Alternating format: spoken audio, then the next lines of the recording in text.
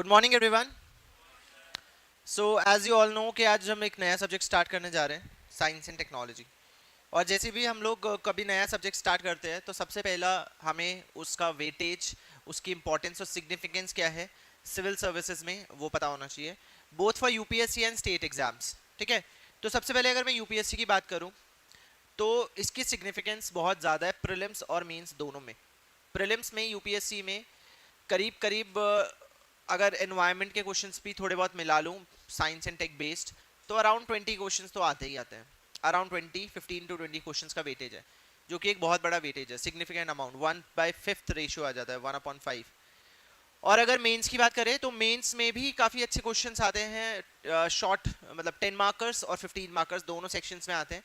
अगर देखा जाए तो लगभग टोटल मिला के 2 से 4 मिनिमम 2 क्वेश्चंस तो आते ही आते हैं साइंस एंड टेक्नोलॉजी के, और 4 क्वेश्चंस मैक्सिमम आते ही आते हैं। तो कितना वेटेज हो गया? अराउंड 30 to 40 मार्क्स का वेटेज है इसका। ठीक है, कुछ नहीं है तो 20 मार्क्स के आसपास का वेटेज तो मेंस में भी है। मेंस में जो क्वेश्चंस आते हैं वो थोड़ा करंट अफेयर ओरिएंटेड आ रहे हैं आजकल, but it is very very easy to prepare them and easy to guess. और उसके लिए सबसे पहले कोई भी सब्जेक्ट स्टार्ट करने से पहले हमें ये पता होना चाहिए कि हमें पढ़ना क्या है और कितना है और कितनी गहराई में। अब टेक्नोलॉजी की अगर हम गहराई में जाने लग जाएं तो बहुत ज़्यादा भी हो सकता है, बट हमें पता होना चाहिए कितनी लिमिटेड नॉलेज हमें चाहिए और कितना हमें पता होना चाहिए। तो उसके लिए हमें ज़रूरी है कि हम पीवाईक्यूज़ देख लें। ठीक है, पीवाईक्यूज़ बहुत इंपॉर्टेंट है। तो पीवाईक्यूज़ मैं अपनी क्लास में आप लोगों को दिखाता ही हूँ। ठीक है, तो पीवाईक्यूज़ हम लोग देखेंगे, हम लोग पहले समझेंगे observation. Observation is the key, सबसे इंपॉर्टेंट है ऑब्जर्वेशन। तुम्हें ऑब्जर्वेशन करनी है। मैंने पीसीएस के और यूपीएससी के दोनों क्वेश्चंस इस स्लाइड में डाले हुए हैं। ठीक है, जो साइंस एंड टेक्नोलॉजी में पहला टॉपिक हम कवर करेंगे वो है बायोटेक्नोलॉजी। ठीक है, एक पोर्शन जो हम पढ़ते हैं वो है जनरल साइंस का पोर्शन। जनरल साइंस वो बेसिक प्रिंसिपल्स हैं जो क्लास 10th के लेवल तक आप साइंस के प्रिंसिपल्स पढ़ते हो, फिजिक्स केमिस्ट्री बायोलॉजी में। ठीक है, ये उसके एप्लीकेशंस है, ये समझ लो बस। जैसे आप लोगों ने क्लास 10th में एवोल्यूशन पढ़ा होगा, जेनेटिक्स पढ़ा होगा, ठीक है, अब यहां पर बस इसका क्या पढ़ोगे? एप्लीकेशन। ठीक है, एनसीईआरटी क्लास 12th में भी बायोटेक्नोलॉजी से रिलेटेड चैप्टर है। तो जो आपको नोट्स मिले हैं, जो नोट्स मैंने प्रोवाइड किए हैं, वो पूरे एनसीईआरटी बेस्ड है। ठीक है, और जो तुम लोग यहाँ पे पढ़ोगे वो मैं आपको करंट अफेयर्स और जो करंट में चीजें चल रही हैं टेक्नोलॉजी रिलेटेड, वो पूरा अपडेटेड वर्जन पढ़ाऊंगा। तो आज की क्लास जो है वो सुनने के लिए ज़्यादा, because it is the first class of science and technology. तो आप लोगों को एक ओरिएंटेशन मिल रहा है कि हमको करना क्या है इस सब्जेक्ट में, जैसे कि हर सब्जेक्ट में हमें मिलता है। जीएस 3 मैं आप लोगों को पढ़ा ही रहा हूँ, तो उसमें आपको देखने को मिला, देखो डिजास्टर मैनेजमेंट हमारा बहुत अच्छे से कंप्लीट हो गया है ना। अब हर क्वेश्चन देख के तुम्हें कॉन्फिडेंस आता है कि आराम से कर लोगे, राइट। क्लास में हम लोग आंसर राइटिंग करते हैं, क्लास में हम लोग समझते हैं कि क्वेश्चंस को अप्रोच कैसे करना है, एंड आई होप अच्छे से हुआ होगा। वैसे ही इस जो क्वेश्चंस हैं इनको समझ के हमें अप्रोच अपना बैठाना है। हर पेपर का एक अप्रोच है, जैसे डिजास्टर मैनेजमेंट में हमने शुरुआत में ही अपना अप्रोच बैठा लिया था कि यहाँ पे एक अप्रोच ही है। ठीक है, तो साइंस एंड टेक्नोलॉजी का भी हमें अप्रोच समझना है। बाद में जब हमारा थोड़ा बहुत कवरेज हो जाएगा ना, बायोटेक्नोलॉजी का हर एस्पेक्ट हम कवर कर लेंगे, उसके बाद हम करेंगे प्रीलिम्स के क्वेश्चंस जो बायोटेक्नोलॉजी के आए हैं यूपीएससी के। ठीक है, and I will make sure कि इतने अच्छे से हम लोग पढ़ ले कि आप आराम से वो क्वेश्चंस कर पाओ।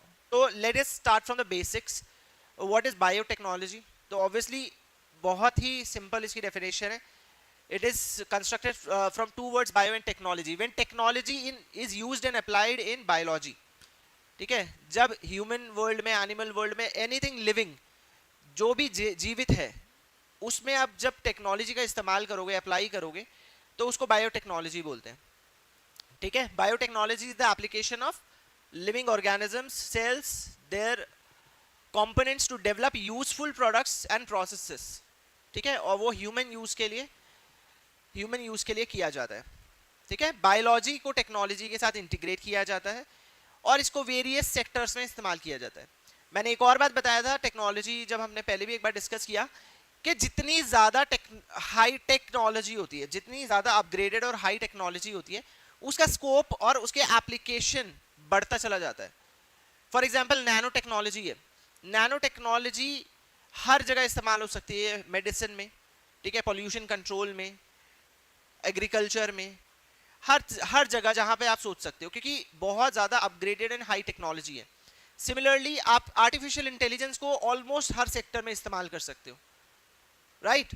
ऐसे ही बायोटेक्नोलॉजी का स्कोप बहुत बड़ा है, उसके एप्लीकेशन बहुत ज़्यादा डाइवर्स है और अलग अलग तरीके से यूपीएससी हर साल उस पर क्वेश्चन पूछता है।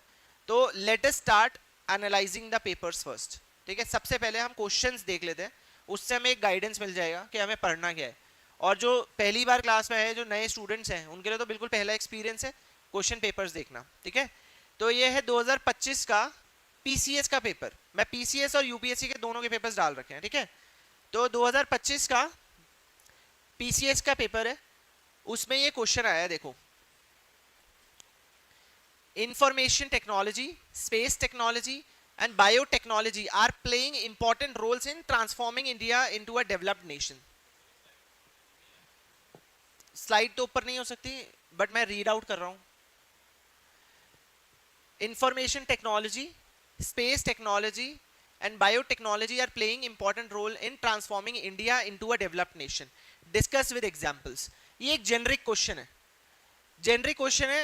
इससे हमें क्या सीखने को मिलता है? हर क्वेश्चन के बाद हम डिस्कस करते हैं हमें क्या सीखने को मिलता है। इससे हमें ये सीखने को मिलता है साइंस एंड टेक्नोलॉजी का स्कोप सोशियो इकोनॉमिक्स के साथ आपको समझना है। बायोटेक्नोलॉजी पढ़ोगे, बायोटेक्नोलॉजी की एडवांसमेंट कितनी हो रही है as a civil servant, civil aspirant और as a civil servant later. आप लोगों को यही कंसर्न होना चाहिए कि भाई ये जो टेक्नोलॉजी है ये हमारे लास्ट माइल तक कैसे पहुंचेगा और उसका प्रभाव जो सबसे निम्न वर्ग के लोग होते हैं, जो सबसे गरीब है, उनके ऊपर क्या पड़ेगा। ठीक है, और जो सबसे ज्यादा चैलेंज्ड सोसाइटी है, एग्रीकल्चर एंड फार्मिंग, उसके ऊपर क्या पड़ेगा। तो सोशियो इकोनॉमिक इंपैक्ट के साथ हमेशा उसको जोड़ना है। ठीक है, इंडिया की डेवलपमेंट के साथ हमेशा उसको जोड़ना है, जो भी टेक्नोलॉजी पढ़ोगे। ठीक है, तो वो स्कोप हमेशा डिस्कस करना है। तो ये ऐसा क्वेश्चन है जिसमें आपको बस सेक्शंस बना के लिखने हैं। इंफॉर्मेशन टेक्नोलॉजी के रीसेंट डेवलपमेंट्स पता होने चाहिए, इसका मतलब आपको ये पता होना चाहिए अभी क्या चल रहा है। ठीक है, तो आप अपना नोट डाउन कर सकते हो कि इस पेपर में पढ़ते समय हमें क्या क्या पता होना चाहिए। We should know the recent developments, examples, recent development और एग्जाम्पल्स पता होने चाहिए। स्पेस टेक्नोलॉजी में भी, इंफॉर्मेशन टेक्नोलॉजी में और बायोटेक्नोलॉजी के रीसेंट एग्जाम्पल्स लिखने हैं आपको, रीसेंट डेवलपमेंट्स, और फिर उसका इम्पैक्ट पता होना चाहिए। ठीक है, उसका इम्पैक्ट पता होना चाहिए। इम्पैक्ट बहुत डाइवर्स होता है, सोशियो इकोनॉमिक इम्पैक्ट बहुत डाइवर्स होता है। फॉर एग्जाम्पल अगर हम ओवरऑल देखें इकोनॉमिक पॉइंट ऑफ व्यू से, तो ऑब्वियसली इकोनॉमिक इम्पैक्ट क्या होगा कि ये सेक्टर, अगर इस सेक्टर में हम जाएंगे तो नए प्रोडक्ट्स हम बना सकते हैं और उससे हमारी जीडीपी इंक्रीज होगी, हमारी इकोनॉमी की वैल्यू बढ़ेगी। दूसरा, एम्प्लॉयमेंट जनरेट होगी, स्किल डेवलपमेंट होगा। ठीक है, लेकिन स्टार्ट हम हमेशा अपने आंसर में पॉइंटर्स जब लिखोगे तो स्टार्ट कहाँ से करोगे? जो आपकी प्रायोरिटी है। आपकी प्रायोरिटी क्या है? सोशल। ठीक है, सोसाइटी, सोसाइटी पर क्या इम्पैक्ट पड़ेगा। ठीक है, जो वंचित लोग हैं, जो जिन लोगों तक चीजें पहुंचती नहीं है, उन पर क्या प्रभाव पड़ेगा। टेक्नोलॉजी में हमेशा एक चैलेंज होता है एक्सेसिबिलिटी का, उस चीज को ध्यान में रखना है। ठीक है, जितना ज्यादा टेक्नोलॉजी में हम आगे बढ़ते चले जा रहे हैं, एक्सेसिबिलिटी उतनी ज्यादा गैप्स क्रिएट कर रही है। डिजिटल डिवाइड सुना होगा आपने। ठीक है, अभी हम तो एआई वाले जमाने में पहुंच चुके हैं, बट आप ये देखो कि कुछ लोग अभी भी कीपैड वाले मोबाइल पर है। ठीक है, अब तुम उसकी दशा सोचो और उसको कैसा लगता होगा। अभी तक तो वो इंसान कीपैड वाला मोबाइल चला रहा था, धीरे धीरे धीरे धीरे वो कीपैड वाले मोबाइल से स्मार्टफोन चलाना सीखा। बहुत सोचा उसने, यार मेरे बच्चे बोलते हैं, सब बोलते हैं कि स्मार्टफोन चलाना सीख जाता हूँ। इतनी मेहनत करके तो वो स्मार्टफोन पे सिर्फ यूज करना सीखा और इतने में आर्टिफिशियल इंटेलिजेंस आ गया। अब वो जब यूट्यूब पे शॉर्ट्स देखता है या कहीं पे भी स्क्रॉल करता है तो उसको आर्टिफिशियल इंटेलिजेंस जनरेटेड वीडियोस आ जाती है। ठीक है, मेथी और प्याज सर पे नाच रहे हैं कि ये लगा ले रहे, बाल आ जाएंगे। अब वो इंसान के ऊपर क्या बीतेगी, तुम ये सोचो। सोच रहे हो? तो ये होता है डिजिटल डिवाइड। जितना ज्यादा टेक्नोलॉजी तेजी से इवॉल्व हो रही है ना, उसकी एक्सेसिबिलिटी और उसको उस तक पहुंच मुश्किल हो जाती है। तो एज एन एस्पिरेंट और एज अ सिविल सर्वेंट आपको इस चीज का बड़ा ध्यान रखना है कि कैसे हम साथ के साथ उसकी एक्सेसिबिलिटी भी मेंटेन करके रख सके। ठीक है, और उसका पहला प्रभाव हमें कहां पे स्टडी करना है? जो मार्जिनलाइज सेक्टर है। ठीक है, जो हाशिए पे पड़े लोग हैं, जो मार्जिनलाइज सेक्टर है। ठीक है, समझे? तो ये क्वेश्चन ये सिखाता है हम लोगों को कि हमें एग्जाम्पल्स पता होने चाहिए, उसका इम्पैक्ट पता होना चाहिए। It's a very simple question, PCS में आया है। ठीक है, दोबारा एक और क्वेश्चन आया है, देखो इसी एग्जाम में। दो क्वेश्चन है एक ही सेक्टर से, मैंने बताया ना इसका वेटेज 8 नंबर और फिर 12 नंबर, वेटेज कितना हो गया 20। और ये सिर्फ बायोटेक्नोलॉजी से रिलेटेड क्वेश्चंस हैं। Discuss how recent developments in biotechnology, again क्या पूछ रहे हैं, रीसेंट एग्जांपल्स, रीसेंट क्या हो रहा है, तो you should be aware about recent developments, ठीक है। Particularly genome editing, genome editing में क्या चल रहा है, तुम्हें सबसे पहले पता होना चाहिए व्हाट इज द जीनोम, है ना। तो आपको टर्मिनोलॉजीज पता होनी चाहिए, टर्म्स का मतलब क्या होता है। तो हम बिल्कुल बेसिक से स्टार्ट करेंगे, धीरे धीरे धीरे धीरे मैं आपको टर्मिनोलॉजी समझाऊंगा और बहुत ही सिंपल होता है, बहुत ही सिंपल।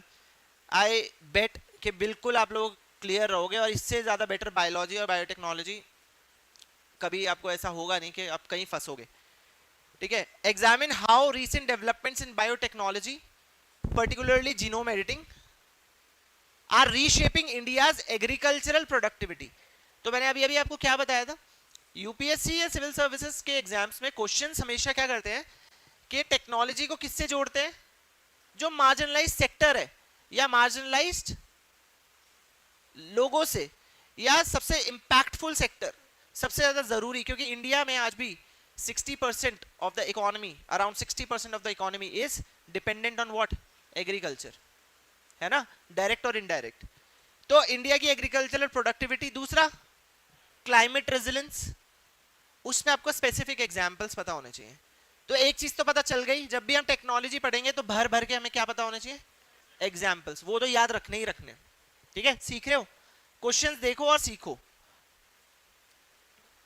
यही मेन ओरिएंटेशन है जो कि आपको पूरा साइंस एंड टेक्नोलॉजी अच्छी तरीके से कवर करने में हेल्प करेगा। अब ये है यूपीएससी का पेपर 2025 का मेंस का, ठीक है। सवाल पढ़ो, how can India achieve energy independence through clean technology by 2047, 2047 तक। अब इसमें बहुत सारी चीजें पता होनी चाहिए, क्योंकि कभी भी जब आंसर लिखोगे तो वो बहुत ज्यादा सब्जेक्ट स्पेसिफिक हो, हर बार ऐसा जरूरी नहीं है। ये जीएस3 का क्वेश्चन है, जीएस3 में इकोनॉमिक्स आ जाता है, डेवलपमेंट आ जाते हैं, सारी चीजें आती है। तो उसको ओवरऑल आपको जो भी आपकी नॉलेज और अंडरस्टैंडिंग है, तब तक जब हम सब चीजें कवर कर लेंगे उसके हिसाब से लिखोगे। तो ओवरऑल नॉलेज और अंडरस्टैंडिंग क्या है हमारी, कि 2047 तक भारत को क्या बनना है, विकसित Bharat. India wants to be a developed country, okay. And for a developed country in this era, आज के समय में अगर एक विकसित देश बनना है, what do you need, you need energy independence, है ना। लेकिन भारत क्या ऊर्जा सुरक्षित भी है, क्या इंडिया एनर्जी सिक्योर भी है, नहीं। इंडिया इज एनर्जी डिपेंडेंट, ठीक है। Most of the energy is imported in the form of petroleum, in the form of liquefied natural gas etcetera, in the form of coal, ठीक है। तो India energy independent कैसे हो सकता है, ठीक है। तो हम लोगों ने कुछ टारगेट्स भी सेट किए, जैसे नेट जीरो होना। कब तक होना है नेट जीरो, 2070 तक नेट जीरो होना है कार्बन एमिशन में, ठीक है। अब वो कैसे करेंगे, जब हम अपना रिन्यूएबल एनर्जी और बाकी एनर्जी के तरीके जो हैं उनको प्रमोट करेंगे। उसमें सबसे इंपॉर्टेंट आता है बायोफ्यूल्स, जैविक ईंधन। बायोफ्यूल्स क्या है, बायोटेक्नोलॉजी की मदद से, जैव प्रौद्योगिकी की मदद से जब आप बायोलॉजी को इस्तेमाल करते हो टू क्रिएट फ्यूल्स, एनर्जी, ठीक है। Biodiesel, when you use biotechnology and living products, living organisms और products derived from living organism to create diesel or a compound which has properties like diesel, that is called biodiesel, समझे। तो bio energy के ये सारे examples आपको पता होने चाहिए। बायो इथेनॉल क्या होता है, बायोडीजल क्या है, समझे बात। तो ये सारी चीजें हैं। India can achieve energy independence through clean technology by 2047। तो इसमें आपको कौन सा एंगल लेके आना है, डेवलपमेंट का एंगल, विकसित भारत का एंगल, और विकसित भारत में एनर्जी इंडिपेंडेंस की भूमिका, फिर बायोटेक्नोलॉजी में उसका रोल विद लोडेड एग्जांपल्स, समझ रहे हो। और ये क्वेश्चन हो जाएगा। अब अगला पार्ट क्या है, how can biotechnology play a crucial role in this endeavour. बस बायोटेक्नोलॉजी का रोल बताना है आपको। तो दो पार्ट्स हैं, शुरू से ही बायोटेक्नोलॉजी में नहीं जाना है आपको, दो पार्ट से। पहले तो बताओ कि एनर्जी इंडिपेंडेंस कितना ज़्यादा सिग्निफिकेंट है डेवलप्ड इंडिया के लिए, ठीक है, और स्टेटस बता सकते हो कि how much energy, what percentage of energy do we import and how dependent are we. पहले तो वो स्टेटस क्लियर कर दो, फिर उसके बाद आप आ सकते हो कि बायोटेक्नोलॉजी कैसे उस चीज़ को बदल सकता है, ठीक है। तो धीरे धीरे धीरे धीरे करके क्वेश्चंस को कैसे अप्रोच करना है वो सीखेंगे, ठीक है, क्वेश्चंस कैसे लिखने हैं वो सीखेंगे, वो सारी चीज़ें आप लोग सीख जाओगे। अभी तो आपको सिर्फ ऑब्जर्व करना है, ठीक है। आप इस एग्जाम से थोड़ा और पास आ जाओ बस, अभी के लिए एम बस उतना है, ठीक है, one step at a time. हमें वो सीधा यूपीएससी या पीसीएस का वो एम दिमाग में नहीं रखना है। We should be better than yesterday. आज की क्लास लेके जा रहे हो, you should know better than yesterday, that's it, दिमाग में बस वो रखना है, ठीक है। उतना भी नहीं करोगे तो फिर वो तुम्हारा फेलियर है, उतना तो करना ही करना है, ठीक है। एक और क्वेश्चन है, ये है 2023 का क्वेश्चन, 24 में बायोटेक्नोलॉजी से रिलेटेड क्वेश्चन नहीं आया। साइंस एंड टेक का तो क्वेश्चन हर साल आता है, ठीक है, लेकिन बायोटेक्नोलॉजी वाले क्वेश्चंस उठाए मैंने अभी। तो 2023 में क्वेश्चन पढ़ो, discuss several ways in which micro organisms can help in meeting the current fuel shortages. तो तुम एक चीज तो समझ गए होगे, वो सेक्टर्स जो कि संवेदनशील है, संवेदनशील यानी वल्नरेबल, ठीक है, जिसके लिए हमें चिंतित होना चाहिए, कंसर्न्ड होना चाहिए, उन सेक्टर्स के ऊपर सवाल आता है। समझ रहे हो, बार बार आ रहा है, 23 में आया, फिर 25 में आया, सवाल तो वैसा ही है कि नहीं।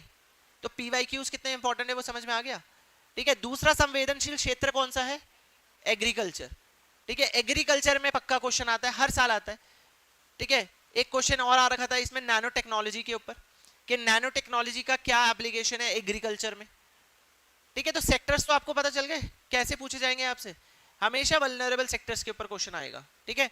एक और वल्नरेबल सेक्टर है, वो क्या है, health care, health care and medicine, ठीक है, उसके ऊपर क्वेश्चन पूछते हैं। जैसे कोविड-19 वैक्सीन आ गई थी, तो 2022 में क्या सवाल पूछा था आपको पता है, वैक्सीन डेवलपमेंट के बारे में सवाल पूछा था। अब उसी साल अलग अलग टाइप की वैक्सीन आई थी, तो अलग अलग टाइप की वैक्सीन, वैक्सीन डेवलपमेंट, वैक्सीन के टाइप्स, वैक्सीन के एग्जाम्पल सब पता होने चाहिए थे आपको,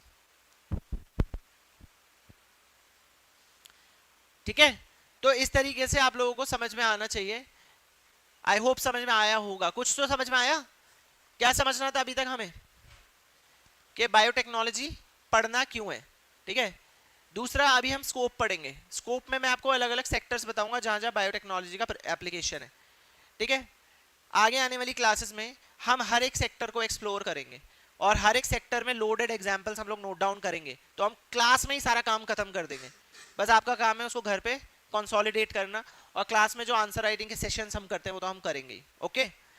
तो सबसे पहले अब कुछ फैक्चुअल चीजें जो कि बहुत इंपॉर्टेंट है, ठीक है। मैंने बोला है कि मैंने सिंपल रखा है क्लास को सबको देखते हुए, ठीक है। तो इतना तो आप लोग समझ सकते हो, इतनी चीजें याद कर सकते हो, just add it to your knowledge, ठीक है, क्योंकि हमें बस हर दिन कुछ नया सीखना है ना। तो बस स्टेप बाय स्टेप थोड़ा थोड़ा करके हम लोग सीखेंगे। हर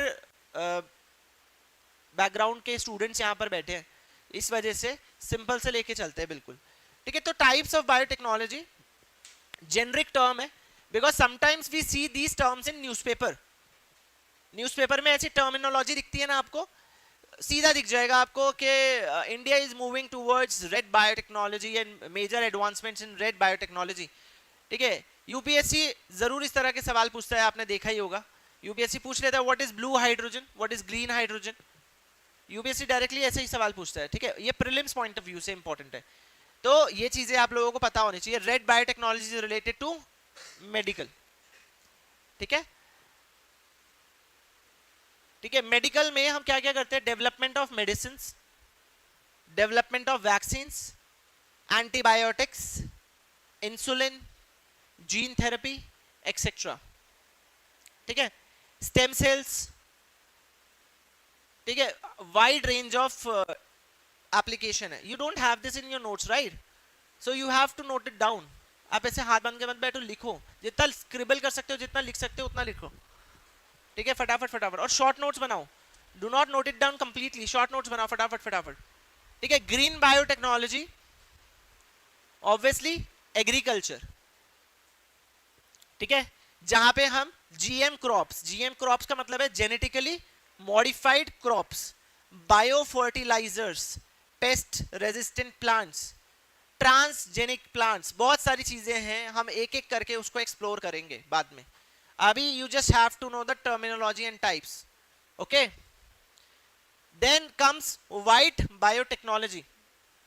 आपके नोट्स के पीछे भी पेज खाली है, वैसे ऐड कर लेना, उसमें है.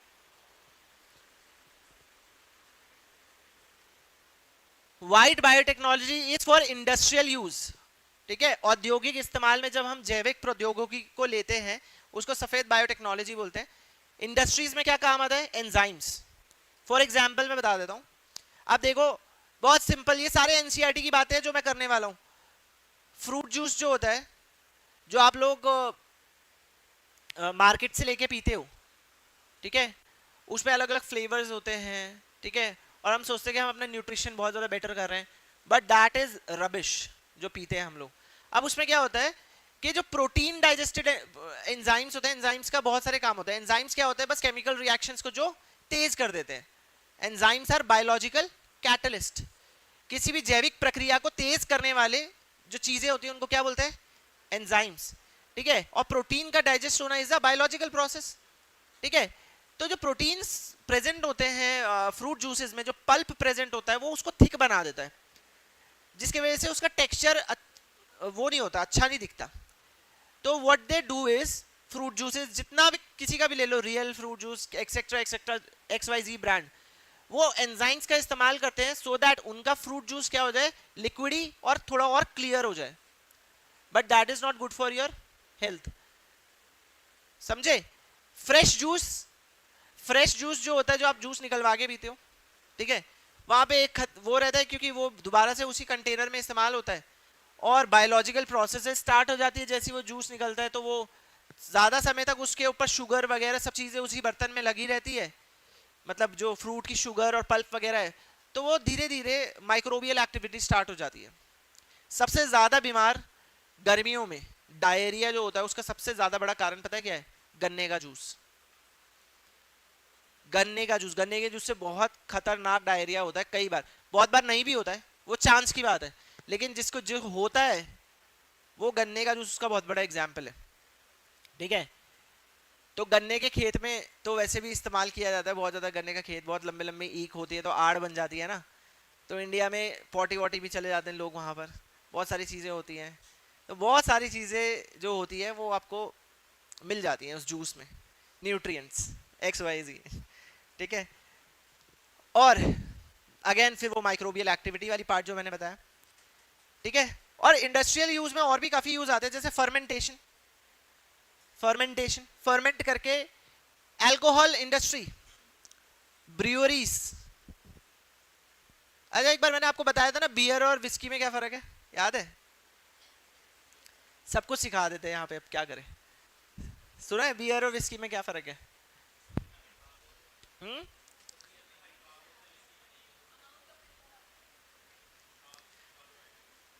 जो विस्की, रम और वोडका, ये ज्यादा क्लियर होती है, ज्यादा वाटरी होती है, लिक्विडी होती है ना, ज्यादा वाटर टाइप होती है.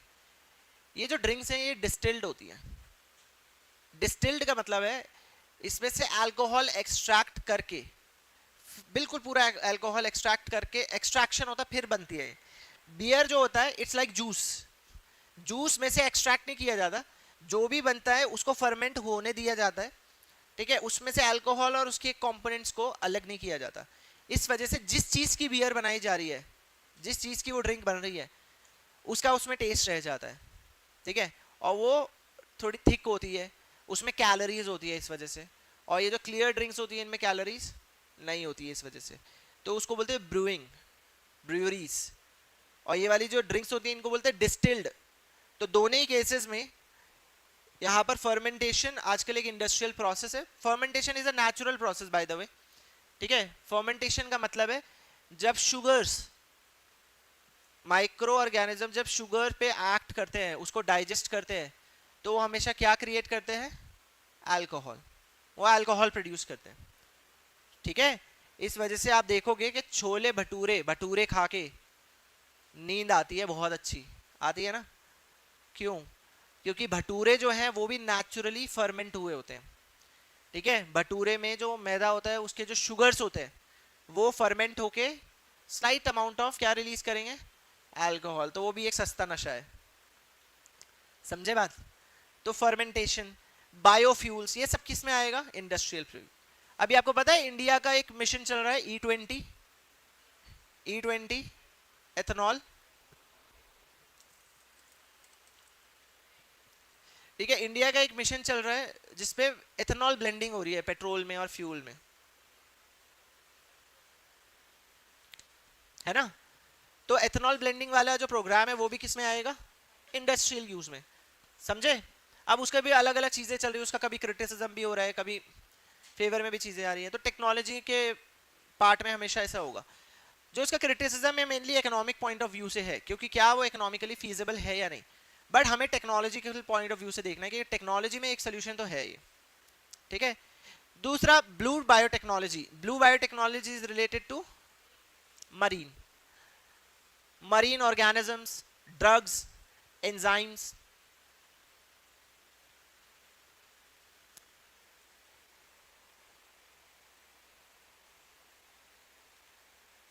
ठीक है? फिर है grey biotechnology, environmental, bio remediation, ये सारे जो टर्म्स है ना, ये आने वाली क्लास में मैं एक एक करके आप लोगों को क्लियर करा दूंगा सारी चीजें। बायो रेमेडिएशन वैसे तो सिंपल वर्ड है, बायो मतलब लाइफ, लिविंग, और रेमेडी का मतलब क्या होता है, सोल्यूशन, ठीक है? तो बायो रेमेडिएशन का मतलब क्या है, जो भी एनवायरमेंट में, लिविंग में जो भी थ्रेट है, पॉल्यूशन फॉर एग्जांपल, उसकी रेमेडीज, उसके solution, that is called bio remediation, ठीक है? फिर वेस्ट मैनेजमेंट में बायोटेक्नोलॉजी का बहुत बड़ा रोल है। फिर येलो बायोटेक्नोलॉजी, फूड इंडस्ट्री, ठीक है? फूड इंडस्ट्री, फूड टेक्नोलॉजी आज के समय में, क्योंकि आज के समय में शेल्फ फूड का टाइम चल रहा है, ठीक है? शेल्फ फूड में क्या होना चाहिए, जो शेल्फ पे जो मॉल्स में से आप लेके आते हो, ready to eat, everything is ready to eat now, वो जितना भी रेडी टू ईट चीजें बन रही हैं उन सब चीजों में किसका रोल है, दिस येलो बायोटेक्नोलॉजी, ठीक है? तो इसमें लिखा भी है चीज, कर्ड, बियर, ठीक है? एंड रेडी टू ईट चीजें, जितनी भी चीजें हैं,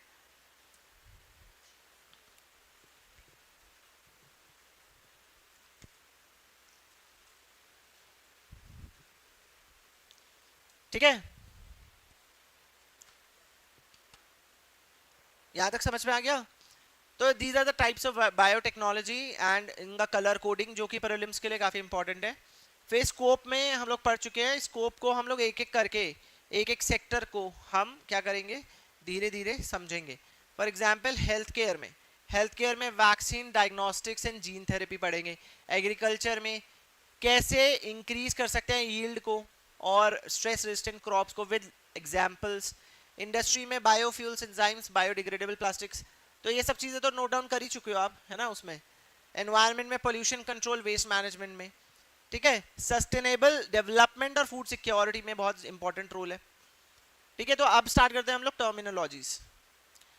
मैंने बताया था क्योंकि हम बिल्कुल बेसिक से लेके चलेंगे, यहाँ पे हर एक बैकग्राउंड का स्टूडेंट बैठा हुआ है, इट्स ओके। हम लोग बहुत सारी चीज़ें ऐसे सोच के चलते हैं कि हमें कुछ नहीं पता, वहां से स्टार्ट करते हैं, ठीक है? सबसे पहले आप लोगों ने सबने पढ़ा होगा अबाउट सेल, पढ़ा है?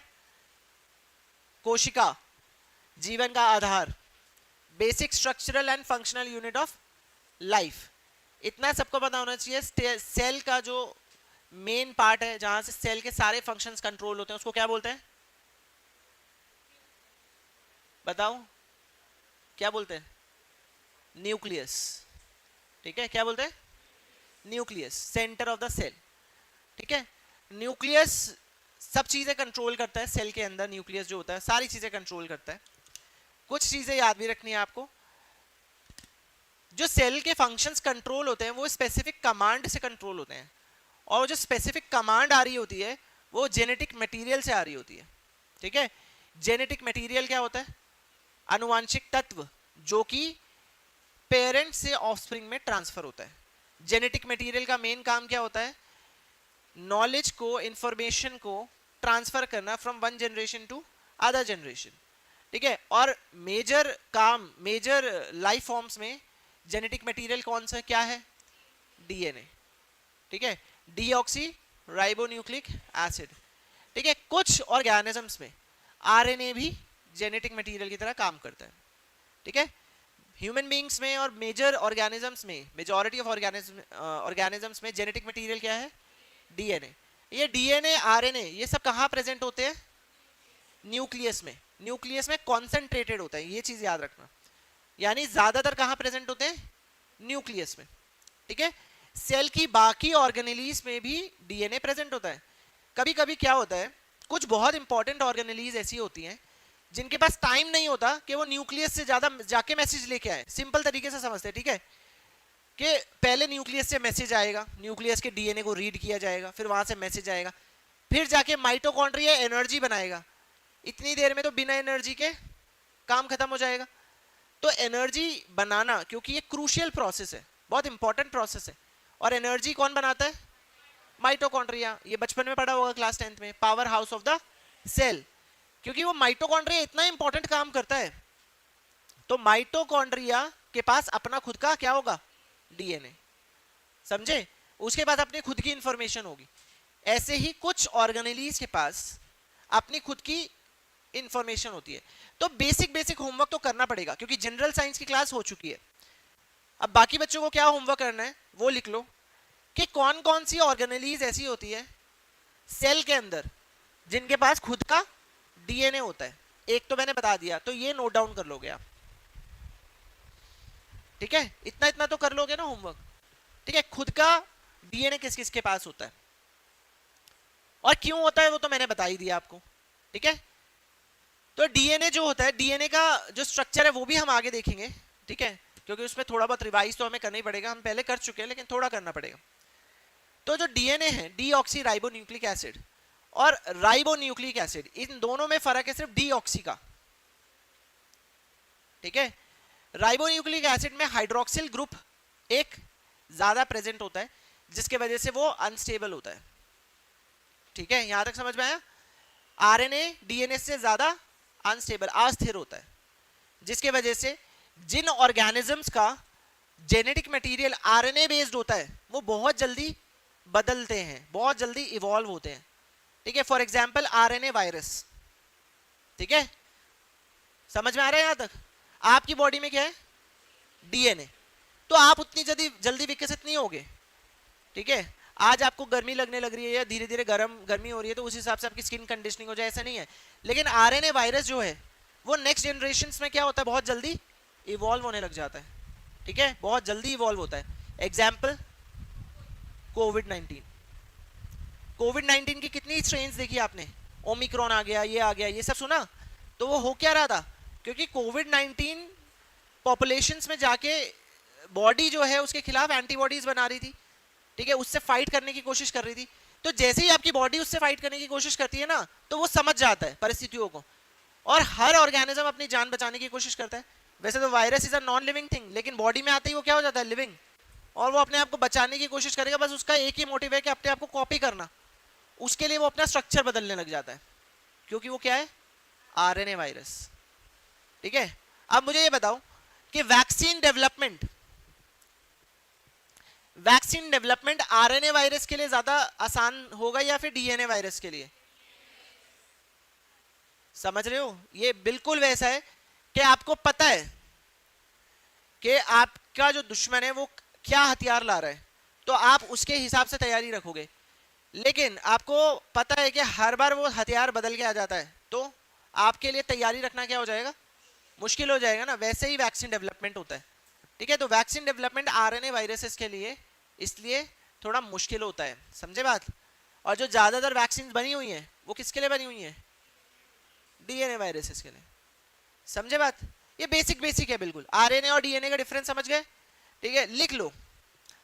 जो स्टूडेंट्स बिल्कुल अभी नए हैं, जिनका जनरल साइंस बिल्कुल नहीं हुआ, ये इसको छोटा सा होमवर्क समझ के ही कर लेना, ठीक है। Basic difference between DNA and RNA, ठीक है। वो आप छोटा सा टेबल बना सकते हो इसके लिए, ठीक है। डीएनए का मॉडल किसने दिया था? जीके का क्वेश्चन है, बताओ। तुमने दिया था क्या? हंसी आ रही है तुम्हें? बताओ किसने दिया था डीएनए का मॉडल? Watson and Crick. ठीक है, तो ये बेसिक बेसिक फैक्चुअल इंफॉर्मेशन है, इसको नोट डाउन कर लो। ये याद है पीसीएस टाइप क्वेश्चंस में ये बार बार पूछा जाता है। ठीक है, डीएनए का मॉडल किसने दिया था? वॉटसन एंड क्रिक ने। क्या मॉडल, कैसा मॉडल दिया था, मतलब क्या बताया था डीएनए के बारे में? कि वो एक डबल हेलिक्स मॉडल है, यानी दो स्ट्रैंड्स होते हैं डीएनए के। ठीक है, डीएनए के ऐसे दो स्ट्रैंड होते हैं और वो एक दूसरे से इंटरट्विन्ड होते हैं। ठीक है, एक दूसरे से इंटरट्विन्ड मतलब कि ऐसे जुड़े हुए होते हैं। ठीक है, और वो ऐसे घूमे हुए हैं, मतलब दिख रहा है ऐसे घुमा हुआ, लेकिन अगर इसको सीधा किया जाए ऐसे, तो बेसिकली दो स्ट्रैंड से जो कि किससे जुड़े हुए हैं?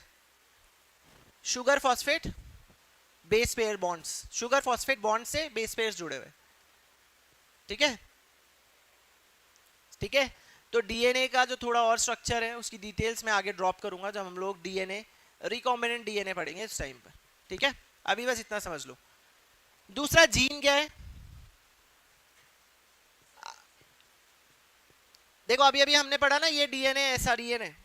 ठीक है, अभी के लिए बस इतना समझ लो, डीएनए पे ना कुछ इस तरह के इंफॉर्मेशन होती है, ए टी जी ए ए सी जी ए, ऐसे ऐसे लेटर्स होते हैं। ठीक है, याद रखना ये जो लेटर्स है हर तीन अक्षरों को बोलते हैं कोडोन। ठीक है, कोडॉन, कोडॉन से समझ लो कोड कर रहा है वो किसी चीज का, यानी उसका कुछ मतलब है। ठीक है, तो दो तरह की चीजें होती है, ऐसा जरूरी नहीं है आपके पूरे डीएनए के स्ट्रैंड में हर चीज किसी ना किसी चीज के लिए कोड करे, ऐसा जरूरी नहीं है। ठीक है, या तो वो कोड करेगा या तो नहीं करेगा। ठीक है, जो कोड करने वाले सीक्वेंस हैं, कोड करने का मतलब उसकी इंफॉर्मेशन के बेसिस पे कोई ना कोई प्रोटीन बनेगा। बॉडी में डीएनए का जो एक्सप्रेशन है वो किस फॉर्म में दिखता है? Formation of proteins. कब कहां कौन सा प्रोटीन बनना है आपकी बॉडी में, उसके क्या फंक्शंस होंगे, वो कौन डिसाइड करता है? डीएनए के ये कोडॉन्स डिसाइड करते हैं। और इनको क्या बोलते हैं? इन सीक्वेंसेस को, वो जो किसी इंफॉर्मेशन के लिए कोड करें, उन सीक्वेंसेस को हम क्या बोलते हैं? जीन्स। ठीक है, तो जीन्स क्या है? Segment of DNA coding for specific trait. ये वो हिस्से हैं डीएनए के जो किसी ना किसी जानकारी, किसी ना किसी जानकारी को क्या करते हैं? आगे बढ़ाते हैं। ठीक है, समझ में आया बात? और पूरा डीएनए जो है वो जीन से भरा हुआ नहीं होता। ठीक है, कहीं पर जीन्स प्रेजेंट होते हैं, कहीं नहीं प्रेजेंट होते। ठीक है, और पूरे के पूरे सीक्वेंस को अगर एक साथ देखा जाए तो उसको क्या बोलते हैं हम? जीनोम। ठीक है, कोडिंग और नॉन कोडिंग सबको मिला के क्या बोलते हैं हम लोग? जीनोम बोलते हैं। ठीक है, ये टर्मिनोलॉजीज है, बेसिक टर्मिनोलॉजी, इसको नोट करो।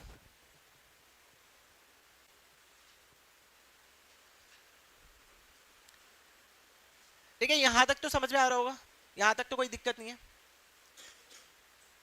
ठीक है, न्यूक्लियस के अंदर जो डीएनए होता है ना वो बहुत टाइटली पैक्ड होता है, बहुत टाइटली पैक्ड होता है, बहुत कॉम्पैक्ट होता है। इस वजह से कभी भी अगर माइक्रोस्कोप के अंदर सेल को देखा जाता है और उसको स्टेन किया जाता है तो न्यूक्लियस जो है वो बहुत डार्क कलर का दिखाई देता है, क्योंकि डीएनए बहुत टाइटली पैक्ड है, बिल्कुल घना है, घनत्व बहुत ज्यादा है न्यूक्लियस का, समझे? और वो जो पैकिंग होती है वो किसके ऊपर होती है? एक स्पेशल प्रोटीन होता है जिसके ऊपर डीएनए पैक्ड होता है, उस प्रोटीन का नाम होता है हिस्टोन प्रोटीन। ठीक है, हिस्टोन प्रोटीन। ये सब ये है पीसीएस लाइक एमसीक्यूज जो पीसीएस में और बाकी जीके वाले साइंस एंड टेक वाले एग्जाम्स में पूछा जाता है। Histone proteins, HISTONE, histone proteins. Okay, ठीक है, समझ में आया?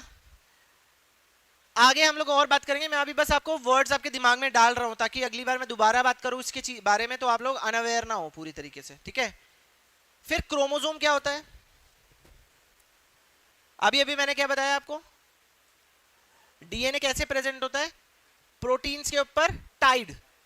उस पूरे स्ट्रक्चर को, जहां डीएनए और प्रोटीन का जो स्ट्रक्चर बनता है, उस पूरे स्ट्रक्चर को क्या बोलते हैं हम? क्रोमोसोम। क्रोमोसोम कुछ इस तरह का दिखाई देगा आपका। अगली क्लासेस में मैं इमेजेस वगैरह भी लेके आऊंगा। ठीक है, इसमें ये क्रोमोसोम है, इस क्रोमोसोम को अगर मैं देखूंगा ना तो इसमें बहुत सारे ऐसे हिस्टोन है और उसके ऊपर बहुत सारा डीएनए ऐसे लपेटा हुआ है। तो इसमें से अगर मैं निकालने लग जाऊं तो इसमें से बहुत सारा डीएनए निकलेगा एक क्रोमोसोम के ऊपर से। तो क्रोमोसोम में क्या होता है, प्रोटीन और डीएनए। ठीक है, तो बचपन में शायद आप लोगों ने इतना अच्छे से नहीं पढ़ा हो, होता है स्कूल एजुकेशन वाला बात बिल्कुल भूल जाओ, तुम्हारा बैकग्राउंड क्या है बिल्कुल भूल जाओ। क्योंकि अगर तुम्हें देखो ऑफिसर बनना है, ऑफिसर बनो या ना बनो, मैं एक चीज बता रहा हूँ कि अगर एक बार आप ये पूरी प्रिपरेशन एंड करते हो तो बाकियों से ज्यादा इंटेलिजेंट और समझदार बहुत जरूर बन जाओगे। ठीक है, और थोड़ा सा और एफर्ट मारोगे ना तो एडमिनिस्ट्रेशन में आने के चांसेस बढ़ जाएंगे, बस इतना बोल सकता हूँ। ठीक है, तो हर क्लास में थोड़ा सा सीरियसनेस के साथ बैठो और चीज़ों को बस समझो। ठीक है, इट डजेंट मैटर कि आपने पहले पढ़ा है या नहीं पढ़ा है, आपको बिल्कुल बेसिक से ही पढ़ाया जाएगा। ठीक है, प्रोटीन क्या है, functional molecules responsible for traits. ठीक है, तो आपकी बॉडी में जो भी कैरेक्टर दिख रहा है बाहर, वो किसके लिए किसके वजह से दिख रहा है, प्रोटीन की वजह से दिख रहा है। ठीक है, तो हमारी बॉडी में जो प्रोसेस है वो कैसे चलता है वो बता देता हूं। ठीक है, डीएनए जो है, डीएनए में से मान लो इंफॉर्मेशन जानी है आगे काम होने के लिए, डीएनए से क्या हो रहा है, इंफॉर्मेशन आगे पास होनी है कोई भी स्पेसिफिक काम होने के लिए। तो डीएनए में तो पूरी तुम्हारी जिंदगी की पूरी बॉडी की इंफॉर्मेशन है, तो क्या पूरा का पूरा डीएनए जाएगा, नहीं जाएगा। जैसे ऑफिस में से मुझे अकाउंट चेक करने के लिए फाइल चाहिए तो मैं अकाउंट्स की फाइल मंगाऊंगा ना, ठीक है, मैं बैलेंस शीट मंगाऊंगा सिर्फ। ठीक है, ऐसे ही डीएनए में जब कोई प्रोटीन बनना होता है, ठीक है, तो एक स्पेसिफिक आरएनए कॉपी होता है। ठीक है, तो क्या होता है कि इंफॉर्मेशन जब डीएनए से कन्वर्ट होती है किसमें, आरएनए में, इसको बोलते हैं ट्रांसक्रिप्शन। क्या बोलते हैं, ट्रांसक्रिप्शन। ठीक है, और हिंदी में देखो क्या है इसका मतलब, अनुलेखन, बिल्कुल साफ समझ में आ रहा है। ट्रांसक्रिप्शन, ट्रांसक्रिप्ट का मतलब क्या होता है, कोई भी इंफॉर्मेशन लिखित फॉर्मेट में आगे भेजना। ठीक है, तो डीएनए में से मान लो ये पूरा डीएनए का सीक्वेंस है और इस सीक्वेंस की प्रोटीन बनना है, तो ये सीक्वेंस जो है आगे किस में कॉपी हो जाएगा, एक आरएनए में, सिर्फ इस सीक्वेंस का आरएनए बन जाएगा। ठीक है, आगे जाके वो एक मशीन मैकेनिज्म में जाता है। ऐसे मान लो एक मशीन मैकेनिज्म में आरएनए एंटर कर रहा है, यहां पे इस आरएनए को पढ़ा जाता है। ठीक है, इसके 3-3 कोड्स को पढ़ा जाता है। ठीक है, और यहां से क्या निकलता है, अमीनो एसिड्स। क्या निकलती है, अमीनो एसिड्स। इसको पढ़ के, इसको समझ के, ठीक है, और उस पढ़ने और समझने को क्या बोलते हैं, ट्रांसलेशन। ट्रांसलेशन का साफ मतलब क्या है, अनुवाद करना, आरएनए का जो भी मतलब है उसका अनुवाद करना। और इस चेन ऑफ अमीनो एसिड्स को क्या बोलते हैं, प्रोटीन। समझे, तो ऐसे बनता है प्रोटीन और इसी को बोलते हैं जीन एक्सप्रेशन। ठीक है, और इस पूरी साइकिल को बोलते हैं सेंट्रल डॉगमा। आई होप यहां तक तो किसी का कोई डाउट नहीं होगा, ये तो बहुत सिंपल पार्ट था, है ना। ठीक है, अगर आपसे कोई पूछेगा व्हाट इज जीन एक्सप्रेशन, कोई पूछेगा व्हाट इज जीन एक्सप्रेशन, तो आप बता दोगे। जो फंक्शनल जीन को बताओगे, what is gene, the functional unit of DNA. ठीक है, जब डीएनए की जो फंक्शनल यूनिट है वो अपने आप को जाहिर करती है, जब अपने आप को एक्सप्रेस करती है, तो उसको क्या बोलते हैं, प्रोटीन। ठीक है, डीएनए का एक स्पेसिफिक सीक्वेंस था, वो किस में बदलेगा, पहले आरएनए में। आरएनए फिर आगे जाएगा ट्रांसलेट होने के लिए, जब आरएनए ट्रांसलेट होगा तो क्या बनेगा, चेन ऑफ अमीनो एसिड, और उसी चेन ऑफ अमीनो एसिड को क्या बोलते हैं, प्रोटीन बोलते हैं। सिंपल। तो ये सिंपल प्रोसेस है, इससे ज्यादा डीप में नहीं जाना, इतना लेकिन समझना है। आपकी बॉडी में देखो, किस के हाथ उठाओ, किस किस को पहली बार ऐसे क्लियरली थोड़ा समझ में आया कि बॉडी में प्रोटीन बनते कैसे हैं, बताओ बताओ। ठीक है ना, समझ में आ गया ना, बस समझना है। और हर एक काम, बालों का कलर कैसा है, नाखून कितने मोटे पतले हैं, ठीक है, स्किन का कलर कैसा है, everything is decided by proteins. ठीक है, प्रोटीन का टाइप क्या हो सकता है, प्रोटीन का टाइप तो एक ही है, लेकिन कब बन रहा है, कैसे बन रहा है और कितना बन रहा है, वो सब में क्या होता है, डिफरेंट। और वो किसके अकॉर्डिंग होता है, डीएनए के अकॉर्डिंग। आपके पेरेंट्स से आपको क्या डीएनए मिल रहा है, ठीक है, एक पेरेंट से जैसा डीएनए मिलेगा उसी के हिसाब से आपका आरएनए बनेगा और फिर प्रोटीन वैसे ही बनेगा। क्लियर। ठीक है, दूसरा, protein control structure and function of organisms, ये पढ़ लिया हम लोगों ने, है ना। अब बायोटेक्नोलॉजी में कुछ और चीजें इस्तेमाल होती हैं। अब मैं धीरे धीरे आपको, और आज के लिए इतनी टर्मिनोलॉजीज लिख ली सब लोगों ने, ठीक है, आज के लिए इतनी टर्मिनोलॉजीज बहुत है। आगे मैं आपको और ज्यादा थोड़ा डिटेल में टर्मिनोलॉजीज बताऊंगा। जैसे बायोटेक्नोलॉजी, ये तो हमें पता ही है, use of biological systems for application. Genetic engineering, हाँ यहां से आपको सुना, आपने सुना होगा जेनेटिक इंजीनियरिंग। जब आपके जीनोम में, जब आपके डीएनए में कोई भी मॉडिफिकेशन की जाए उसको क्या बोलेंगे? Genetic engineering. ठीक है, अभी टर्म समझनी है, ये टर्म्स आपको बहुत बार, रिकॉम्बिनेंट डीएनए, रिकॉम्बिनेंट डीएनए में वर्ड क्या है? रिकॉम्बिनेंट। रिकॉम्बिनेंट, रिकॉम्बिनेंट का मतलब है रिकंबाइन, दोबारा से इसको किसी और सीक्वेंस में जोड़ना है या किसी और तरीके से जोड़ना। तो इसमें क्या होता है, अलग अलग सोर्सेज से डीएनए लिया जाता है। ठीक है, मान लो आपकी बॉडी में एक स्पेसिफिक प्रोटीन साइलेंट है। क्यों साइलेंट है? आपकी बॉडी में कभी वो प्रोटीन बनेगा ही नहीं, और इस वजह से कई बीमारियां होती है, जेनेटिक डिजीजेस। ठीक है, सबकी बॉडी में बनता है, बस आपकी बॉडी में नहीं बनता। ऐसी बीमारी को हम क्या बोलते हैं? Genetic disease. ठीक है, तो वो जो जेनेटिक डिजीज है आपकी बॉडी में, उसको ठीक करने के लिए हमें क्या करना पड़ेगा? अब तो तुम लोग जेनेटिक इंजीनियर्स बन ही गए हो, तो बता दो क्या करना पड़ेगा? प्रोटीन कैसे बनता है? अगर डीएनए में वो जीन प्रेजेंट हो तभी तो प्रोटीन बनेगा। तो तुम क्या करोगे? अपने डीएनए में वो जीन डाल सकते हैं। अब जब वो जीन डालोगे तो जो तुम्हारा नया डीएनए बनेगा उसको क्या बोलोगे? Recombinant DNA. समझ गए? Edited DNA. अब तुम्हारे डीएनए में वो सीक्वेंस प्रेजेंट है, उस सीक्वेंस की वजह से आरएनए बन पाएगा, और उस आरएनए की वजह से क्या बन पाएगा? प्रोटीन। समझ में आ रहा है? पीछे समझ में आ रहा है सबको? ठीक है, जेनेटिकली मॉडिफाइड ऑर्गेनिजम्स, जिनके जेनेटिक मटेरियल को बदल देते हैं, उसमें कुछ भी किसी भी तरह का बदलाव हो जाए। बदलाव कितने तरीके के होते हैं? इंसर्शन यानी कुछ ऐड कर देना, डिलीशन कुछ कट कर देना। समझे? मान लो कुछ चीज डुप्लीकेट हो रखी है, उसको कट कर दिया। ठीक है, कुछ चीज है नहीं, उसको इंसर्ट कर दिया। इंसर्शन, डिलीशन, एडिशन, ये सब चीजें होती रहती है, दोनों तरह से चीजें होती हैं। अब तुम ये वर्ड सुन रहे हो ना, कट कर दिया, चुका दिया, ये कर दिया, वो कर दिया। तुमने कभी सोचा है ये कैसे होता होगा? एक स्पेसिफिक सीक्वेंस पे कैसे कट किया जाता होगा? ठीक है, तो यही टेक्नोलॉजीज हैं जिनके बारे में हम आगे पढ़ेंगे। ठीक है, वो होता कैसे है। ठीक है, तो क्लोन, जेनेटिकली आइडेंटिकल ऑर्गेनिजम्स, उनको बोलते हैं क्लोन। ठीक है, तो बायोटेक्नोलॉजी में कुछ टूल्स का इस्तेमाल होता है, सिर्फ उनसे आप लोगों को थोड़ा अवेयर करा रहा हूं। तो जो मैं बोल रहा हूं ना, कट करना, कट करने के लिए एक एंजाइम का इस्तेमाल होता है। उस एंजाइम को क्या बोलते हैं? Restriction enzyme. रेस्ट्रिक्शन का मतलब तो समझ ही रहे हो, रोकना। ठीक है, रेस्ट्रिक्शन एंजाइम। इसका एग्जांपल भी लिख सकते हो, रेस्ट्रिक्शन एंडोन्यूक्लियेसिस। रेस्ट्रिक्शन एंजाइम्स ये डीएनए को स्पेसिफिक सीक्वेंस पे क्या कर सकता है? कट कर सकता है। ठीक है, फिर कट करने के बाद उसको जोड़ने की भी जरूरत पड़ती है, तो डीएनए लाइगेस, ये डीएनए को, डीएनए के टुकड़ों को जोड़ने के लिए काम आता है, डीएनए लाइगेस। ठीक है, और डीएनए का टुकड़ा ऐसे उठाकर, ऐसे नहीं डाला जाता कहीं पर भी। डीएनए को एक जगह से दूसरी जगह, वो इंफॉर्मेशन वाले स्ट्रैंड को एक जगह से दूसरी जगह पहुंचाने के लिए हमें चाहिए होती है एक सवारी। और सबसे अच्छी सवारी क्या होती है? जिसका नेचुरल काम हो आपके डीएनए को इन्फेक्ट करना। उस किसका है नेचुरल काम? ये वायरस का। वायरस क्या करता है नेचुरली? कैसे काम करता है वायरस? वायरस जब तक बाहर पड़ा है तब तक वो क्या है? Non living. ऐसा समझ लो तुम्हारी साइकिल की चेन, साइकिल की चेन जब तक बाहर पड़ी है तब तक उसका कोई यूज है नहीं। जैसे ही अगर आप साइकिल की चेन को अपने साइकिल में लगा देते हो तो वो साइकिल का पार्ट बन जाती है और उसके मैकेनिकल वो हो जाता है पूरा। ठीक है, वो उसके में पूरा यूजफुल हो जाती है।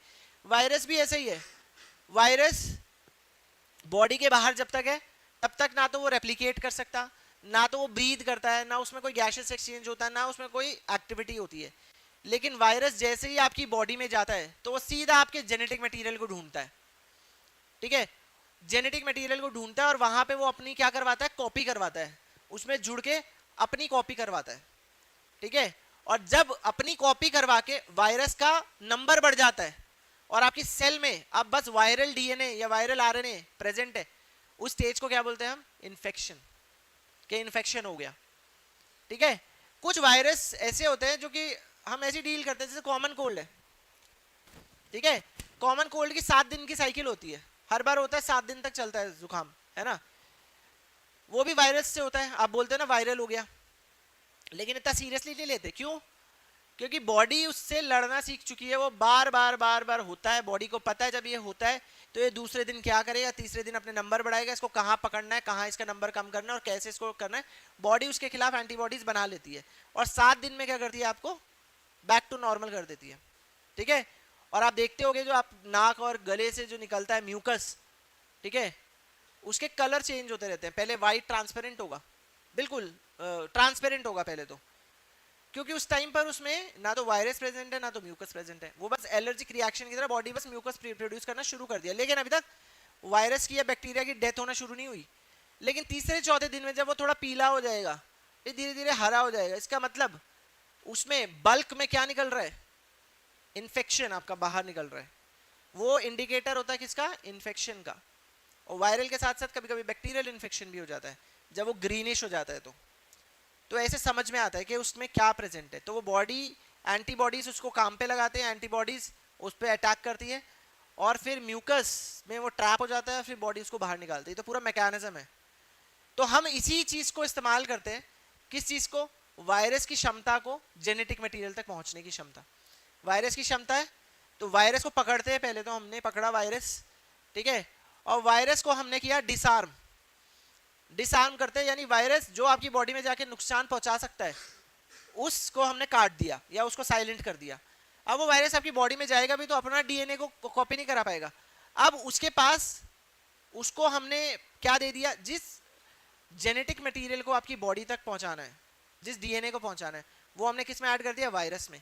तो अब वायरस किसकी तरह एक्ट करेगा, वेक्टर की तरह, यानी बस एक ऐसी बस जो कि जेनेटिक मटेरियल को आपके डीएनए तक पहुंचाएगा। क्योंकि वायरस की आदत तो फिर भी, वायरस को ये नहीं पता, कुछ कॉन्शियसनेस नहीं है वायरस की, उसको नहीं पता कि वो क्या ले जा रहा है, उसका बस एक मैकेनिज्म है कि वो जेनेटिक मटेरियल तक पहुंचेगा और कॉपी कराना शुरू कर देगा।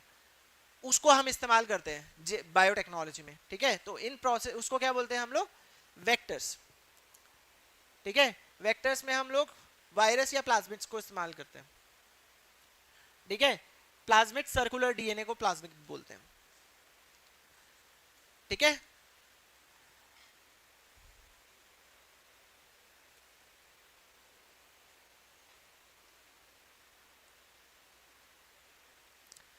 फिर जब वो एक्सप्रेस होता है, जब वो बदलाव होता है, उस बदलाव को हम बोलते हैं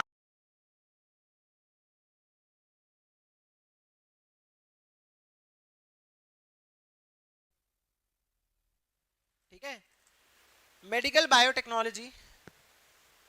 मेडिकल बायोटेक्नोलॉजी में development of vaccines for disease prevention, production of recombinant insulin for diabetics, antibiotics derive from micro organism, gene therapy,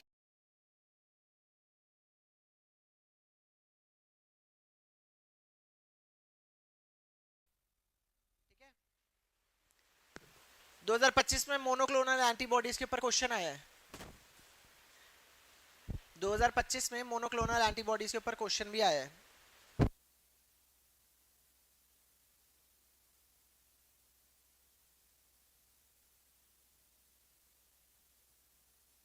ठीक है, तो मोनोक्लोनल एंटीबॉडीज के बारे में 2025 में क्वेश्चन आया है।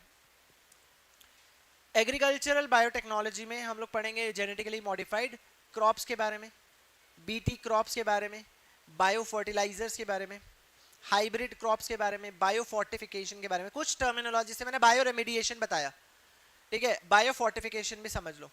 बायो फोर्टिफिकेशन का मतलब होता है किसी भी चीज की न्यूट्रिशनल वैल्यू को एक्सटेंड करना। जैसे rice, golden rice, vitamin A enriched rice होते हैं वो। ठीक है, तो बायोटेक्नोलॉजी की मदद से राइस में आप क्या ऐड कर रहे हो, विटामिन ए ऐड कर रहे हो। ठीक है, उसको क्या बोलते हैं, बायो फोर्टिफिकेशन। तो एक साथ सारी टर्म्स मैं आपके दिमाग में नहीं डाल रहा हूँ, लेकिन जो डाल रहा हूँ वो कल तक तो याद होनी चाहिए, वो सब पता होना चाहिए। ठीक है, अच्छा ये बताओ, हाइब्रिड के बारे में सुना है? हाइब्रिड, तो सबसे पहले एक डिफरेंस आपको पता होना चाहिए, हाइब्रिड और जेनेटिकली मॉडिफाइड ऑर्गेनिज्म में क्या डिफरेंस है? What is the difference between hybrid and GMO? किसको पता है वो हाथ उठा लेना। हाइब्रिड और जीएमओ के बीच में डिफरेंस?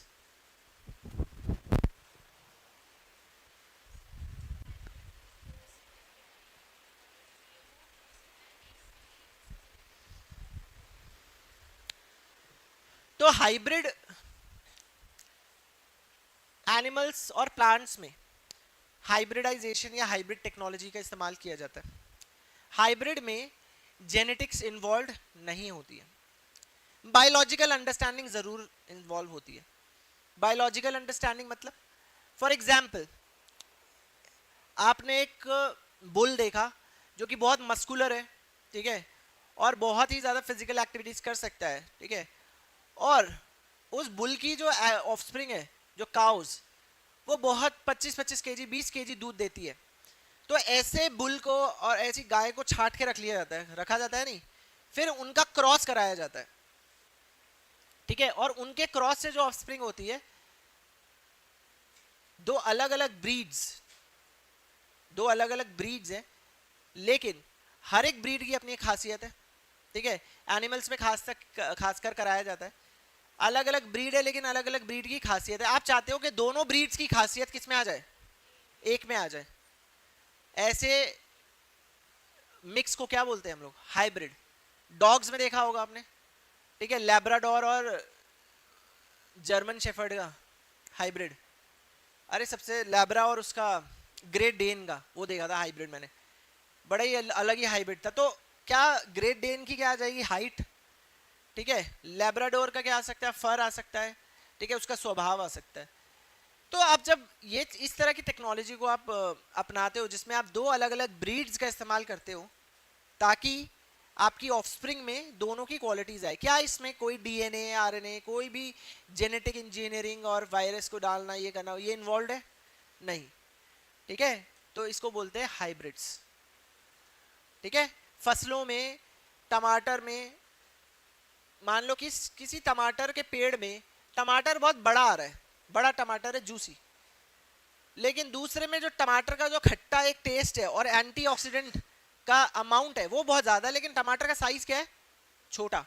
तो हम इन दोनों को क्रॉस करा देंगे तो आने वाले ऑफस्प्रिंग में चांसेस है कि टमाटर बड़ा भी हो और टमाटर में जो क्वालिटीज़ होनी चाहिए, उसमें जो एसिड्स होने चाहिए, जो एंटीऑक्सीडेंट्स होने चाहिए, वो प्रेजेंट हो, ठीक है। तो जनरली हम इस्तेमाल करते हैं एग्रीकल्चर में।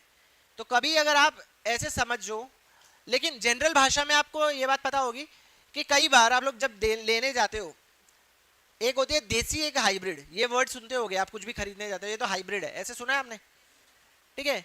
तो जनरली लोग जो है बायोटेक्नोलॉजी के बारे में अवेयरनेस इतनी कम है कि बायोटेक्नोलॉजी जो अभी सोशल इकोनॉमिक इम्पैक्ट भी तो समझना है हमें, तो अवेयरनेस इतनी कम है कि टर्मिनोलॉजी भी नहीं पता है लोगों को कि बेसिकली ये होता क्या है, जिसकी वजह से बायोटेक से बने हुए जो प्रोडक्ट्स है वो मार्केट में एक्सेप्टेबिलिटी नहीं पा रहे हैं, ठीक है। लोगों को चाहिए अनटच्ड, बिल्कुल देसी, वैसे शुद्ध, वैसे जैसे नेचुरल होता है। हल्का सा भी अननेचुरल हो जाता है तो उनको किसका डाउट हो जाता है कि हाइब्रिड का मतलब है इसमें कुछ केमिकल का इस्तेमाल हुआ होगा। यही समझ में आता है ना नॉर्मल लोगों को, और आज से पहले अगर आप सुनते तो शायद आपको भी, है ना, लेकिन अब तुम लोगों को पता है, अब तुम नॉर्मल नहीं रहे, है ना। तो हमें थोड़ा सा अब नॉर्मल बनना है, नॉलेज वाइज लोगों से ज़्यादा पता होना चाहिए, हमें अवेयरनेस फैलानी है लोगों में, ठीक है, तुम्हें पता होना चाहिए। समझ गए बात? तो हाइब्रिड का मतलब क्या है कि दो से क्रॉस होके बना है, तो नथिंग रॉन्ग इन दैट, उसमें कोई बुराई नहीं है। हाँ, कुछ प्रोसेस ऐसे होते हैं, फॉर एग्जांपल इथाइलिन गैस का इंजेक्शन, इथाइलिन का यूज़ फ्रूट को जल्दी पकाने के लिए, अर्ली राइपनिंग, और इन सब केमिकल्स का इस्तेमाल करना, ठीक है, वो सारी चीज़ें जो है वो थोड़ी चैलेंजिंग सिचुएशन तो होती है। यही रीज़न है कि बायोटेक वाला जो प्रोडक्ट है उसको लोग शक की निगाह से देखते हैं। इस वजह से आज भारत में, क्योंकि एथिकल इसमें चैलेंज है, सोशल एक्सेप्टेबिलिटी का चैलेंज है, आज भारत में सिर्फ एक ही क्रॉप ऐसी है जो कि बायोटेक्नोलॉजी की मदद से बनाई गई है और वो कमर्शियली अवेलेबल है। एक ही क्रॉप है ऐसी, उस क्रॉप का नाम क्या है? बीटी कॉटन, ये भी एक बहुत इंपॉर्टेंट सवाल है, याद रखना। भारत में सिर्फ एक ही कॉटन, एक ही क्रॉप ऐसी है बायोटेक्नोलॉजिकल एप्लीकेशन से बनी हुई, ठीक है, ठीक है, एक ही बीटी क्रॉप है बायोटेक्नोलॉजी से बनी हुई, एक ही क्रॉप है जो कि कमर्शियली अवेलेबल है, जो कि मार्केट्स के लिए, जो बाजारों के लिए उपलब्ध है, उसका क्या नाम है? BT cotton. और वो भी खाने के लिए नहीं है, इसलिए, समझ रहे हो? कल को तुम्हें एक सरसों का वो दे दिया जाए तेल, और तुम्हें ही बता दिया जाए कि भाई ये बायोटेक्नोलॉजी या बीटी से बना हुआ है, इसमें टेक्निक यूज हुई है, तो तुम्हें भी एक बार को अंदर डाउट आ जाएगा कि यार सही है या गलत, ये आएगा या नहीं आएगा। तुम्हें कोई खड़ा होकर बता रहा हो कि इसके डीएनए के सीक्वेंसेस में ऐसे ऐसे चेंज किया, तो मैं बोला यार इतना चेंज कर दिया, कहीं मेरी बॉडी में कोई चेंज ना कर दे, ये होता है। तो सोशल एक्सेप्टेबिलिटी और अवेयरनेस इस साइंस में, इस फील्ड में बहुत कम है, जिसके वजह से एग्रीकल्चर में जो इम्पैक्ट इसका होना चाहिए था वो है नहीं, जो डेवलप्ड कंट्रीज में हमें देखने को मिलता है, ठीक है। तो literacy about biotechnology and awareness about biotechnology is very important. ये इन्फॉर्मेशन बहुत जेनरिक होनी चाहिए, इस वजह से क्लास 10th में भी इसको डाला गया है, लेकिन 10th में मुझे नहीं पता कि टीचर्स कैसे पढ़ाते हैं, कि जो भी मैं देखता हूँ स्टूडेंट्स को कुछ नहीं पता होता इसके बारे में।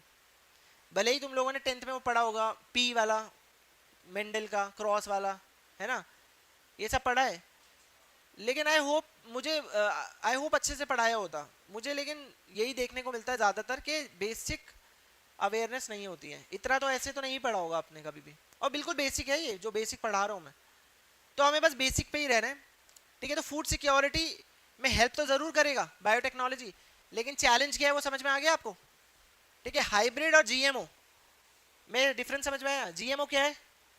Genetically modified organism. ये वो ऑर्गेनिज्म है जिनकी जीन्स में बदलाव किया गया है, ठीक है, जहां पे टेक्नोलॉजी का इस्तेमाल किया है उनकी जीन्स में,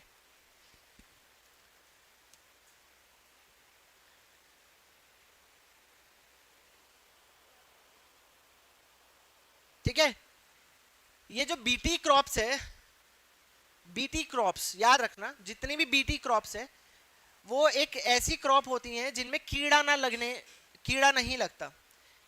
इंसेक्टिसाइडल प्रोटीन, ये ऐसे प्रोटीन प्रोड्यूस करते हैं कि अगर कीड़ा लगता है तो इंसेक्ट की डेथ हो जाती है, तो इंसेक्ट की कम्युनिटी में वो मैसेज पहुंचा देते हैं भाई इस पे नहीं अटैक करना, तो उस पे कीड़ा नहीं लगता है, ठीक है।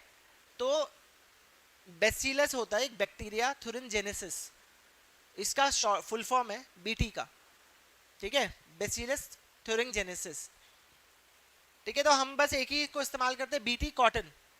अब तुम सोचो, इस बात को सिर्फ सोचना, सोचो, बीटी ब्रिंजल है, बीटी ब्रिंजल भी है, अब ऐसी ब्रिंजल है, मैं तुम्हें बेचने को खड़ा हूं क्या, बैंगन, मैंने बोला मेरा बैंगन ले लो, बहुत अच्छा है अब ये बैंगन लेना क्यों है, तो तुम्हें मैं बताऊंगा मेरे बैंगन की खासियत ये है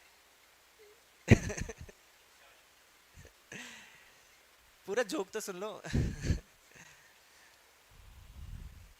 मैं बोल रहा बैंगन में है क्या ऐसा, तो बैंगन में भाई ऐसा प्रोटीन है जिससे अगर बैंगन में कीड़ा लगता है तो कीड़ा जब उस बैंगन के पार्ट को खाता है तो कीड़े की डेथ हो जाती है। अब तुम वो बैंगन लोगे, तुम बोलोगे कि यार ये कीड़ा ही मर जाता है, मेरा क्या होगा, मैं खाऊंगा तो मैं भी मर जाऊंगा, ठीक है। तो ऐसा होता है कि ये प्रोटीन्स जो है ये तब एक्टिव होते हैं जो इंसेक्ट्स होते हैं, इंसेक्ट्स का जो पेट होता है, हमारा पेट कैसा है, एसिडिक, इंसेक्ट्स का होता है एल्कलाइन, तो ये वो प्रोटीन्स होते हैं जो एल्कलाइन मीडियम में एक्टिव होते हैं, और ये इंसेक्ट्स के लिए साइडल है, यानी इंसेक्ट किलिंग है, ये ह्यूमन किलिंग नहीं है। लेकिन तुम समझाते रह जाओगे, कोई तुम्हारा बैंगन खरीदेगा? कोई नहीं लेगा तुम्हारा बैंगन, समझे, मना कर देंगे भाई नहीं लेना। तो इस वजह से सोशल एक्सेप्टेबिलिटी नहीं मिल पा रही है बायोटेक्नोलॉजी को, समझ में आया? तो ये एग्जाम्पल्स याद रखना। अच्छा एक और काम करना है तुम्हें, हाँ अब देखो, चलो इंसुलिन तो फिर भी हमने यूज करना है, इंसुलिन जो पिग को इस्तेमाल करके आर्टिफिशियल इंसुलिन बनाया जा रहा है नेचुरली। इंसुलिन भी एक प्रोटीन है, और प्रोटीन बनाने का तरीका क्या है बताया मैंने, डीएनए, आरएनए, फिर आरएनए को रीड करके क्या बनता है, प्रोटीन।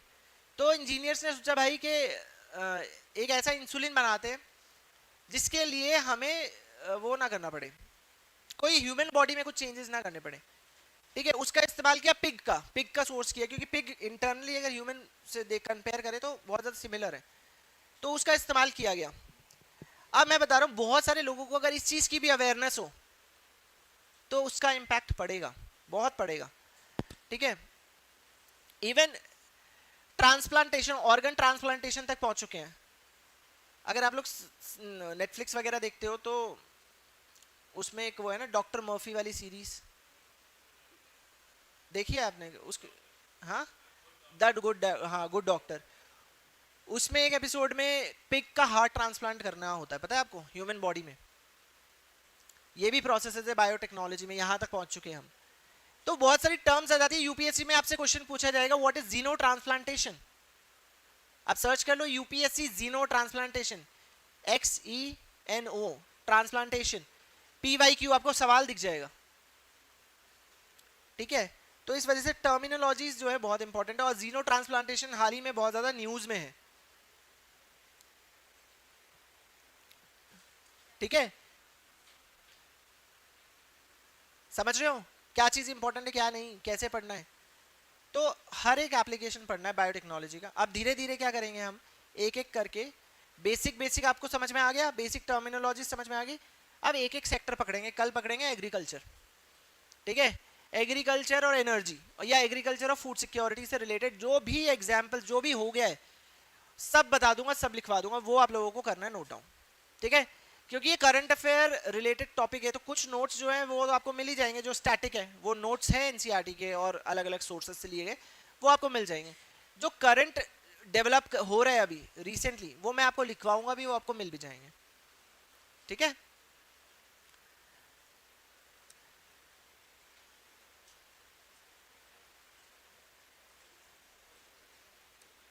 ठीक है, तो ये बताओ मुझे फटाफट से,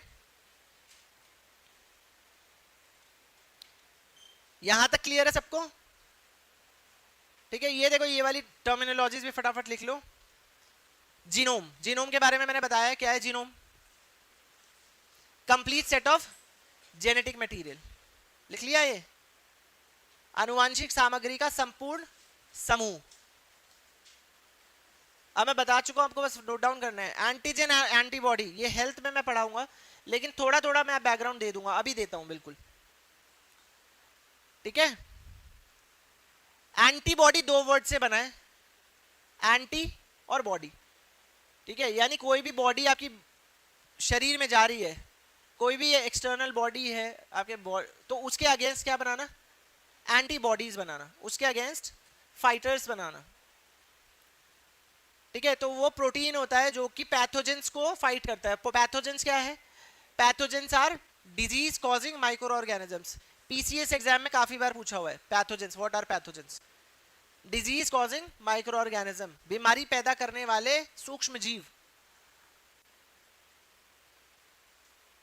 ठीक है। और एंटीजन क्या होता है, एंटीजन वो चीज है जिसके खिलाफ एंटीबॉडी बनती है, ठीक है। फॉर एग्जाम्पल मेरी बॉडी के अंदर राइनो वायरस घुस गया, मेरे को जुकाम वगैरह हो रहा है, तो राइनो वायरस, नाम भी राइनो वर्ड जो है वो नोज से संबंधित होता है, राइनोसोरस नोज, ठीक है।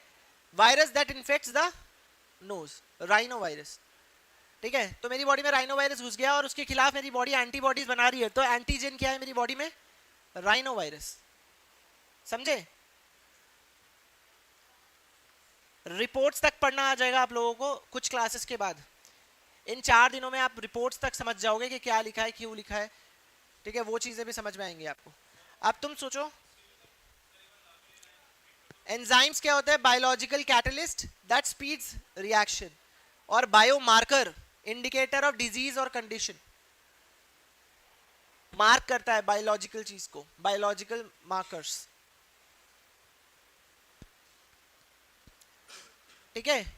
पीसीआर टेस्ट के बारे में सुना है, पीसीआर टेस्ट के बारे में सुना है? अच्छा, वो जो कोविड किट्स होती है, कोविड किट्स के बारे में सुना है, वो कैसे वर्क करती है, ये सब चीजें पता है आपको? या ऐसी कोई भी किट में जो टेस्ट आता है वो कैसे वर्क करता है वो पता है? तो वो भी हम समझ लेंगे। बस आपका आज की क्लास के लिए काम ये है कि आप बस ये फुल फॉर्म समझ लो जो हेल्थ में गाएंगे, ठीक है, पीसीआर है polymerase chain reaction, polymerase chain reaction amplifies DNA for detection.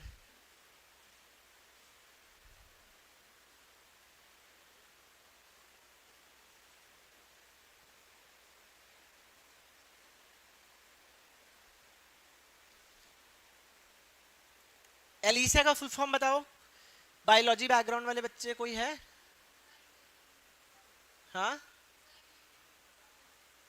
Enzyme linked immunosorbent assay. ELISA का काम क्या है? बॉडी में एंटीजन और एंटीबॉडी को डिटेक्ट करता है। बस इतना इतना डिटेल, ज्यादा डिटेल में नहीं जाना, तुम्हें जल्दी टेस्ट पता लगाना है।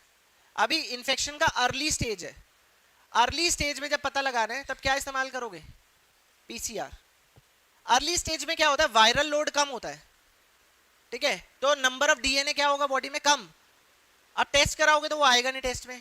कुछ टेस्ट ऐसे होते हैं ना कि नेगेटिव आ जाते हैं, क्यों? क्योंकि अभी अभी इन्फेक्शन हुआ है, और इन्फेक्शन होने के चौथे पांचवें दिन वो पॉजिटिव आएंगे, ऐसे होते हैं ना।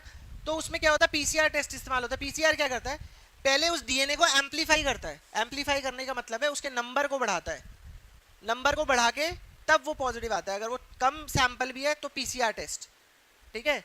एलिसा में क्या है? एलिसा टेस्ट में डिटेक्ट होगा आपकी बॉडी में एंटीबॉडी है नहीं, और आपकी बॉडी में जो एंटीबॉडी बनेगी वो एकदम से तो नहीं बनेगी, वो बनती है कुछ समय बाद। तो जब कुछ समय बाद जो टेस्ट होता है वो कौन सा होगा? एलिसा, ठीक है।